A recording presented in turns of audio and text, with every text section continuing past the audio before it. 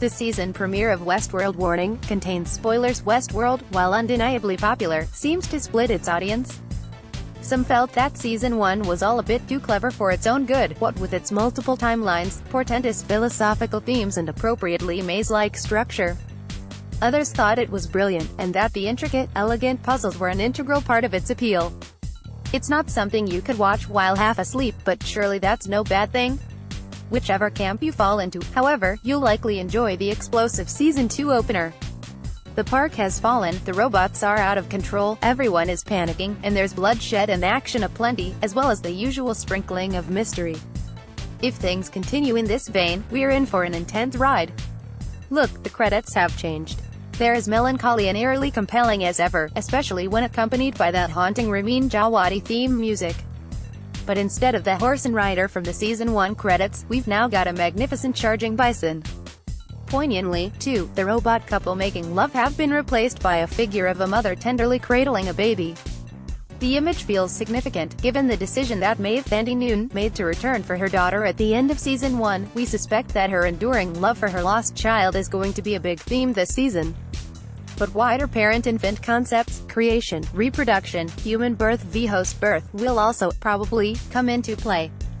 Before plunging us into the chaos of a truly wild Westworld, the show gave us a brief scene of Jeffrey Wright's Bernard, or Arnold, presumably, and a long-ago conversation with Dolores, Evan Rachel Wood. You're growing, learning so quickly. I'm frightened of what you might become. What path you might take, he tells her, and, later on in the episode, we perhaps saw these fears take form. Dolores, since she gained consciousness, is infinitely more monstrous but arguably more vulnerable, too. Her trauma can no longer be wiped clean. The pair's discussion about dreams, specifically, about a dream that expresses a fear of being left behind, also felt like it could be foreshadowing something, and raised some significant questions. Will humans get left behind by the hosts? Will Bernard get left behind if he never embraces his full identity as a host, and continues to pose as a human? Is this a dream? Is any of it real? Was any of it ever real? What is real? Only one thing is certain, the twistiest show on TV is back with a vengeance. Just look at our rancher's daughter now. Riding on her horse, hair streaming in the wind, all fresh-faced and lovely, as she guns down screaming tourists to a jaunty player piano rendition of The Entertainer. Dolores was in full rampage mode, echoing the actions of the Man in Black last season. But, disturbing as some of the murders are, it was hard not to get cathartically caught up in all the violence, the way the camera lingers on the fear and horror of the human victims. The hosts, Dolores herself included, were the victims for most of Season 1, but the tables have truly turned. Evan Rachel Wood as Dolores. It was stirring, too, to see our dangerous heroine utilize the language that was formerly used to oppress her, and to access things, intangible things like emotions, thoughts and true desires, previously reserved for her human masters. You're in a dream, she tells a quivering guest, at one point. You're in my dream. For years I had no dreams of my own. Did the guests, she asks, ever question the nature of their reality? Did they never think about the price they'd have to pay if there was a reckoning? Riding away as one of her victims, about to be executed, begs for his life, asking her if she can't see that he's sorry. She coolly notes, doesn't look like anything to me. It was the phrase the hosts used to use if accidentally shown something they weren't allowed to see, something that might break their crafted reality. But Dolores, as the line makes clear, is now full in charge of her own reality. But who is she now? Above, we referred to the character as Dolores Wyatt. But, as she acknowledges herself, both those people were just roles she was forced to play, pieces of Ford and Arnold's scripted code. Now she's finally awake, and she gets to be herself. Whoever that might turn out to be. Evan Rachel Wood and James Marsden. In contrast, her partner Teddy, James Marsden, while loyal and supportive and clearly willing to stick with Dolores till the bitter end, just seems permanently baffled, still failing to grasp exactly what the stakes are. We've all had boyfriends like that, but, right now, there's a bit of a glaring mismatch between the two.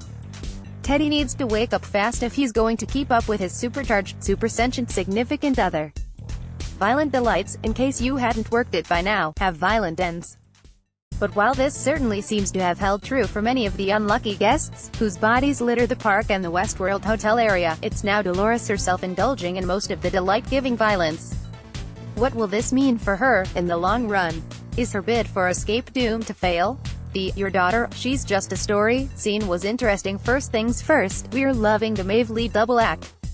The inclusion of the Westworld writer-in-residence, Simon Quarterman, in the episode provided some much-needed comic relief, as poor Lee, of the hackneyed tales and cliched characters, was confronted, outsmarted and effectively controlled by one of his own creations. The fact that Maeve can now command other hosts, while Lee's former authority, as a human employee, is become useless, also provided a neat reversal. Simon Quarterman and Thandie Newton in Westworld, but various disconcerting moments reminded us that pivotal decision to return for her daughter Eastside, Maeve's awakening was itself an entirely scripted narrative. As an incredulous Lee notes at one point, she still sometimes speaks in lines he wrote for her. It was his reaction to the crucial daughter revelation, however, that provided the episode with one of its most incidentally thought-provoking moments. "You were wasted as a homesteader," he tells Maeve, unaware of her driving desire. "They even saddled you with a kid or something yawn-inducingly domestic." Shocked to realize she's actually on a quest to recover this yawn-inducing child, he tries to tell her that none of it was ever real. "I say this because you seem really distraught and, well, awake," he says. "But your daughter, she's just a story. Something we programmed." Maeve's violent, outraged reaction, in which she reminds Lee that the emotions coursing through her body, and her lived experience, are every bit as real as anything he himself might be experiencing, was powerful stuff. There were also, "This is Westworld, after all," wider philosophical implications. Aren't we all, ultimately, just a sum of the stories we choose to believe about ourselves? And isn't everything we feel just biological code? Maeve's daughter is real to Maeve, and, for her, that's all that matters.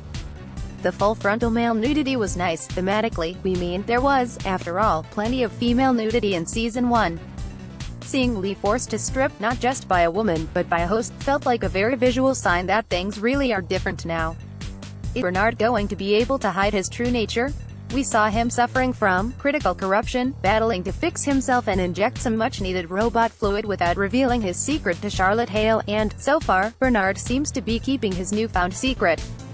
For good reason, too. Waking up later on that beach, to grim scenes of hosts being executed by firing squad, would have reminded him just how high the stakes are.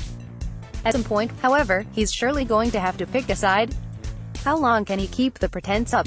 That haunting, and horribly evocative, image of a sea that shouldn't be, littered with dead hosts, was also deeply mysterious.